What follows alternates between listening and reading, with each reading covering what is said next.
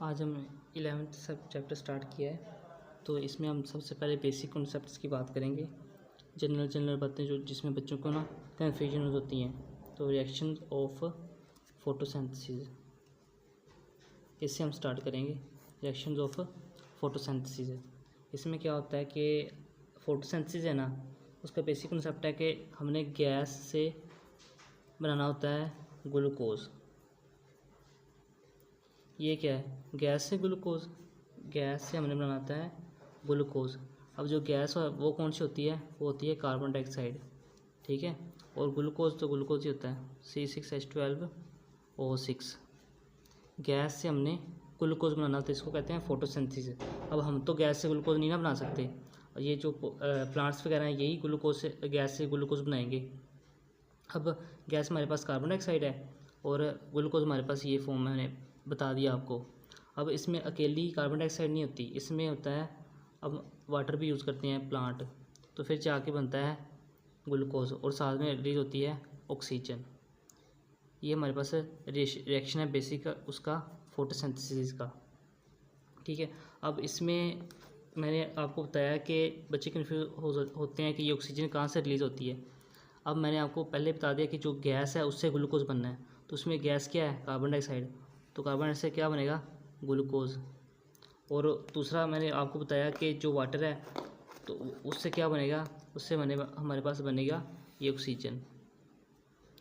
अब carbon dioxide है, इससे बनेगा हमारे पास ग्लूकोज, और वाटर से हमारे पास बनेगा ऑक्सीजन रिलीज़ होगी। अब ये कार्बन डाइऑक्साइड को ग्लूकोज में कन्वर्ट करना है, इसको कहते हैं रिडक्शन, ठीक है। और जो वाटर से निकल रही है ऑक्सीजन, इसको कहते हैं ऑक्सीडेशन। रिएक्शन ही है ये बेसिकली। फोटोसिंथेसिस क्या है कि ये रिएक्शन ही है एक। तो रिएक्शन में क्या होता है? एक रिडक्शन होता है और एक ऑक्सीडेशन होता है। तो कार्बन डाइऑक्साइड का ग्लूकोज में कन्वर्ट होना रिडक्शन है, और वाटर का ऑक्सीजन में जाना ये क्या है? ऑक्सीडेशन। अब जो रिडक्शन है इसको क्या कहते हैं? Dark reaction. Dark reaction, reduction वाले स्टेप को क्या कहते हैं? Dark reaction. और ऑक्सीडेशन वाले स्टेप को क्या कहते हैं? Light reaction. अब वीडियोस तो बहुत बनी हुई हैं यूट्यूब पे भी, इस पर भी बहुत बनी हुई हैं, लेकिन मैं भी दूसरे अंदाज से समझा रहा हूँ, मतलब कि रिश्ता वही सोच नहीं। अब एक MCQ आता है कि वाटर से हमारे पास वाटर से ऑक्सीजन रिलीज होती है कि कार्बन डाइऑक्साइड से ऑक्सीजन रिलीज होती है। तो पहले मैंने बता दिया कि जो गैस है उससे क्या बनाना है हमने? ग्लूकोज।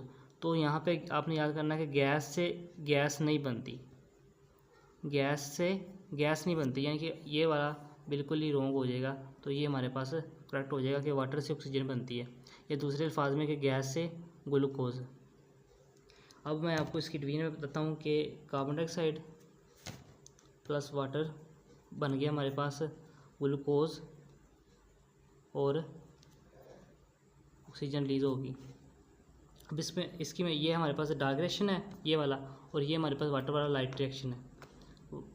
अब मैं आपको बताता हूँ कि ये वाटर का होता है स्प्लिट। इसमें वाटर स्प्लिट होता है किसमें? प्रोटोन में और हाइड्रोक्साइड आयन में, ठीक है। जो होता है ना प्रोटोन, वो हमारे पास चला जाता है PSL से। आपने याद करना है, किससे याद करना है? PSL नहीं होते जो, PSL से याद करना है कि प्रोटोन स्ट्रोमा से ल्यूमन की तरफ पंप हो जाते हैं। Proton pumps from stroma to lumen. जब कीमियोस्मोसिस होती है ना, वो मैं आपको आगे बताता हूँ, आपने पहले भी पढ़ा होगा कि proton pump from stroma to lumen. Proton के साथ ये हो जाता है, और जो हमारे पास हाइड्रोक्साइल आयंस होते हैं, हाइड्रोक्साइल आयन, वो क्या करते हैं कि वो कन्वर्ट हो जाते हैं हमारे पास वाटर में और ऑक्सीजन में। वो दोनों क्या हो जाते हैं? रिलीज़। वाटर की स्प्लिटिंग होती है इसमें, इसको कहते हैं फोटोलाइसिस। प्रोटोन में और हाइड्रोक्साइल आयन में प्रोटोन पंप हो जाते हैं ग्रेडियंट बनाने के लिए, और जो हाइड्रोक्साइल होते हैं वो वाटर और ऑक्सीजन में कन्वर्ट होकर दोबारा रिलीज़ हो जाते हैं। हाइड्रोक्साइल आयन ये वाले दोबारा रिलीज़ हो जाते हैं। अच्छा, एक तो ये बेसिक कॉन्सेप्ट हो गया। फिर हमारे पास बेसिक कॉन्सेप्ट आता है कि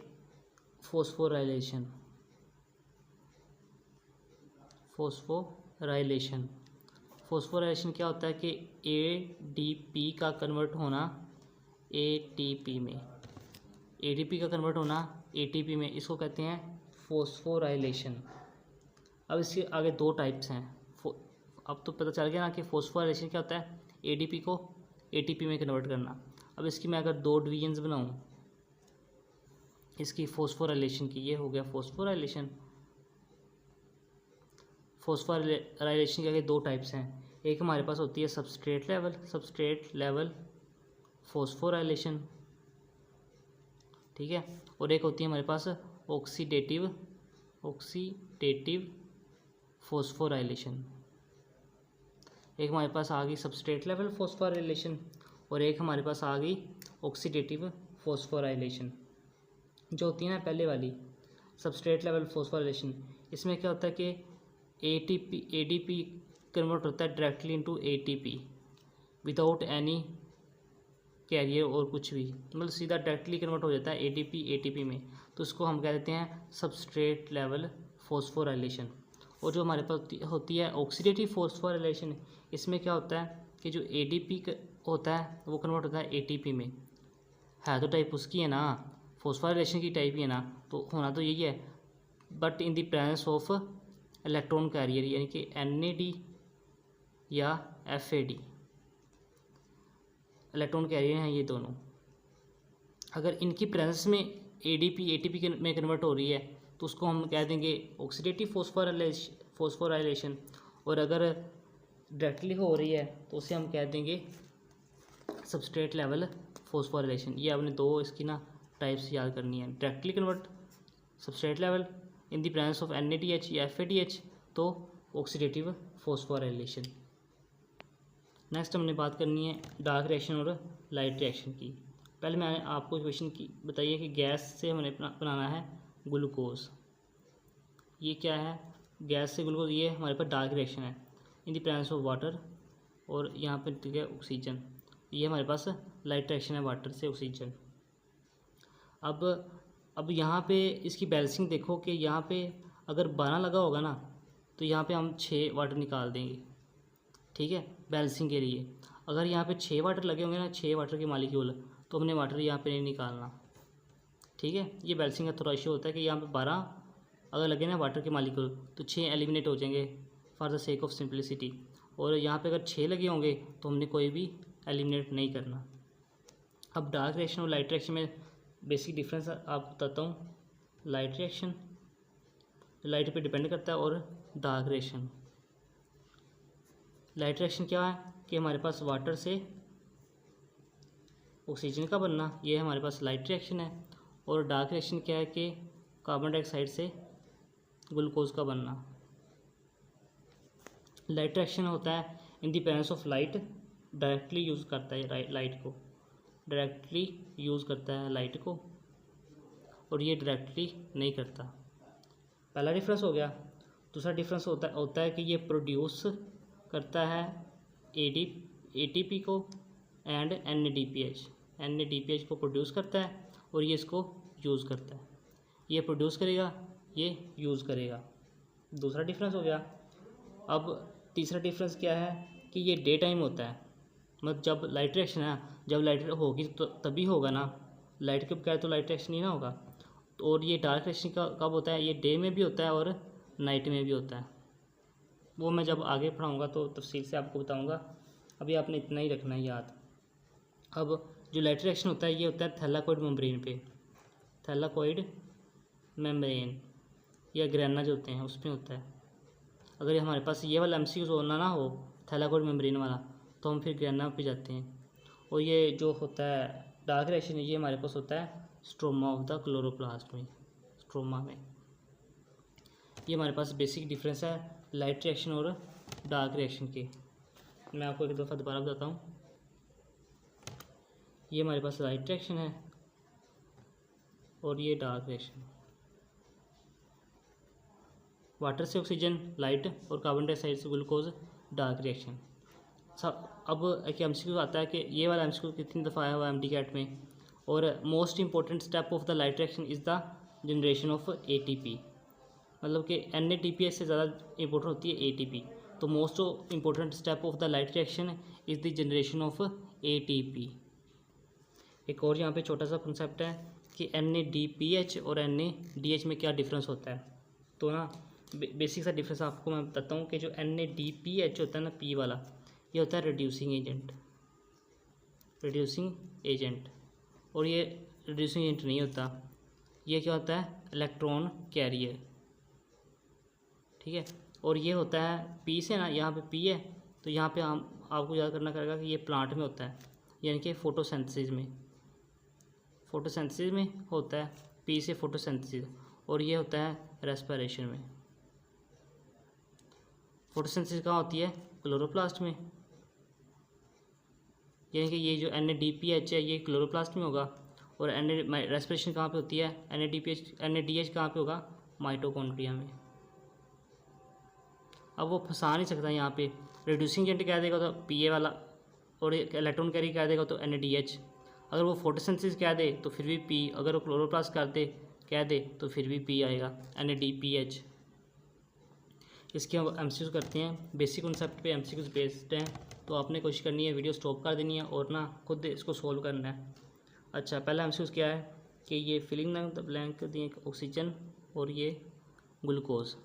अच्छा, हमें पता है कि जो ऑक्सीजन है वो कहाँ से रिलीज़ होती है, वो हमें पता है कि वाटर से रिलीज़ होती है, तो यहाँ पे वाटर आ जाएगा।